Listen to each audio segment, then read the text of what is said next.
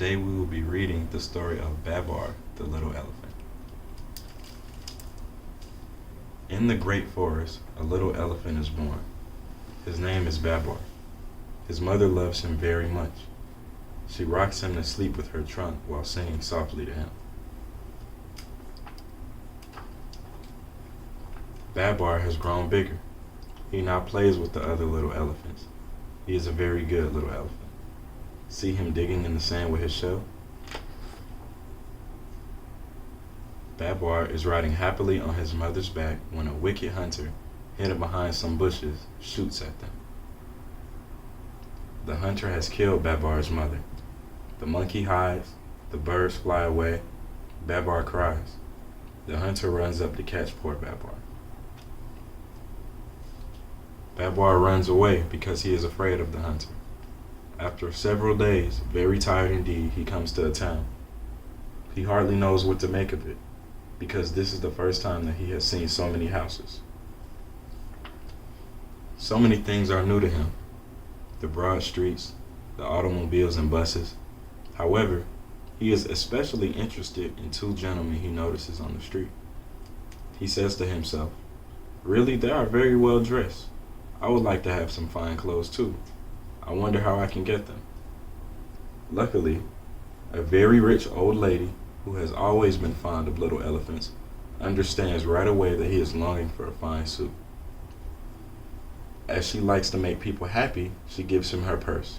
Babar says to her politely, "Thank you, madam." Without wasting any time, Babar goes into a big store. He enters the elevator. It is such fun to ride up and down in this funny box that he rides all the way up 10 times and all the way down 10 times.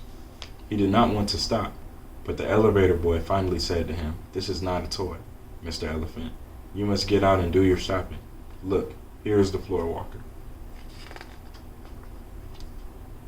Babar then buys himself a shirt with a collar and tie, then a handsome derby hat, a suit of a becoming shade of green, and also shoes with spats.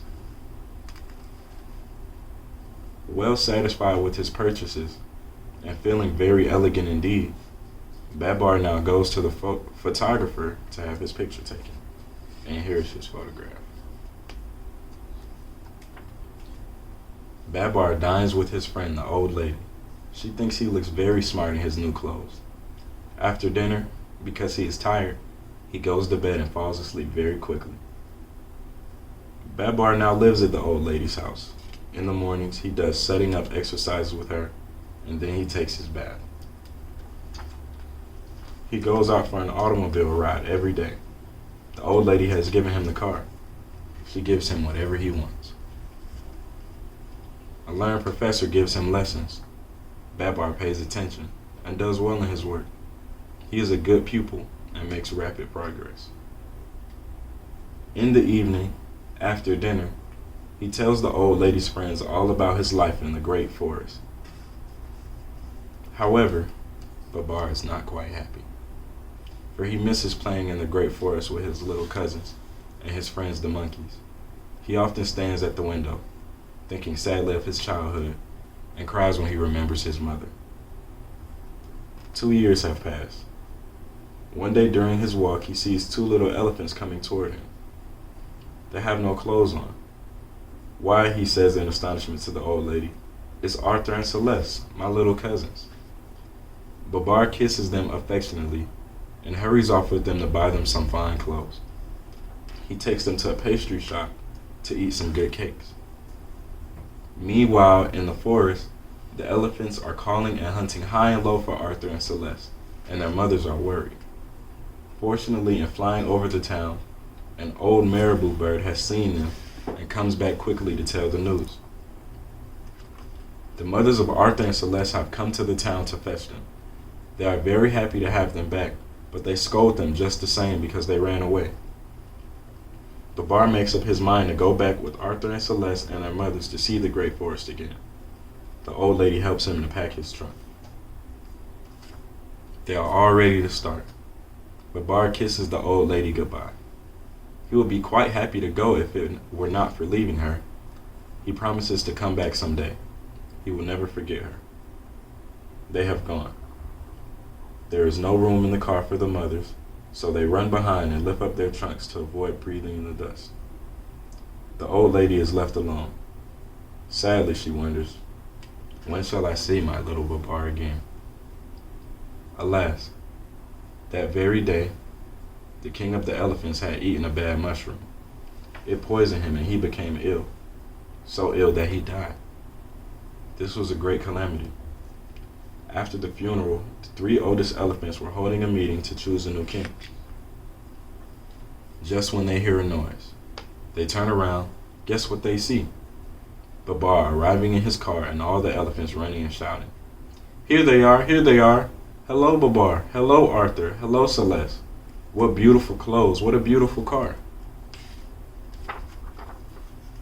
Then Cornelius, the oldest of all the elephants, spoke in his quavering voice. My good friends, we are seeking a king. Why not choose Babar? He has just returned from the big city. He has learned so much living among men. Let us crown him king. All the other elephants thought that Cornelius had spoken wisely and eagerly. They await Babar's reply. I want to thank you one and all, said Babar. But before accepting your proposal, I must explain to you that while we were traveling in the car, Celeste and I became engaged. If I become your king, she will be your queen. Long live Queen Celeste. Long live King Babar, cried all the elephants without a moment's hesitation. And thus it was that Babar became king. You have good ideas, said Babar to Cornelius. I will therefore make you a general, and when I get my crown, I will give you my hat. In a week, I shall marry Celeste. We will then have a splendid party in honor of our marriage and our coronation. Then, turning to the birds, Babar asks them to go and invite all the animals to the festivities, and he tells the dromedary to go to the town and buy some beautiful wedding clothes. The wedding guests begin to arrive. The dromedary returns with bridal costumes just in the nick of time for the ceremony. After the wedding and the coronation, everybody dances merrily. The festivities are over, night has fallen, the stars have risen in the sky. King Babar and Queen Celeste are indeed very happy. Now the world is asleep. The guests have gone home, happy, though tired from too much dancing. They will remember this great celebration. And now King Babar and Queen Celeste, both eager for adventures, set out on their honeymoon in a gorgeous yellow balloon.